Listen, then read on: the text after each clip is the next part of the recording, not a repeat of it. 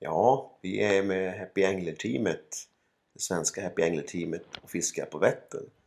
Det är den 12 april och här fiskar jag med en finsk jörk som heter Okko som levererade många fina fiskar den här lördagen.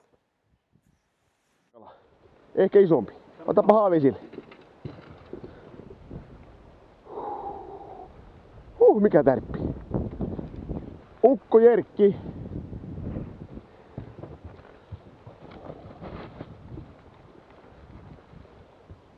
No se on pieni jahku, ei se oo tullut näytille vielä. Tämä on aika iso kala. Kato mikä kala.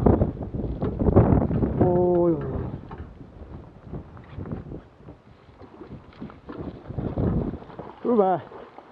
Sinne tuli. Kiitos avuksi. Ja, här blir det en release av en fin gädda. Vi kommer visa flera olika release-sekvenser i en video längre fram. Och den största gäddan den här dagen var 11 kilo. Just den här gäddan var väl en 5 kilos fisk som fick gå åt den. Sinne meni. Kiitos. Isompihan tuoli.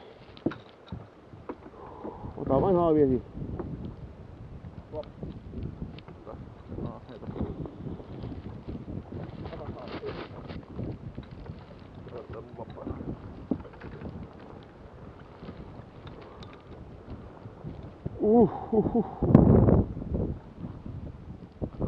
Tiukkaa täällä takakannella. Älä tule tänne ihan takakannella.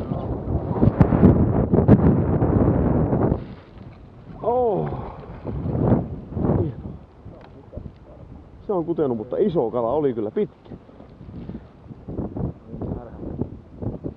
Ukko Jerkki taas. Ja sama väri. Ukko Jerkki! Osta sisään vaan. Sama pihdellä pois. Varmaan kuin koukkeena.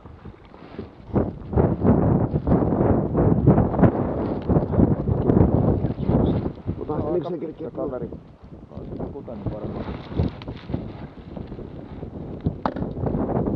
Otti tämä samalla tavalla kuin sentinen, näin.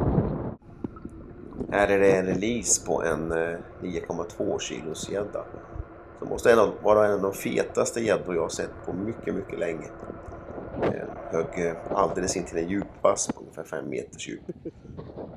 Fantastisk fisk. Otroligt vacker så här års.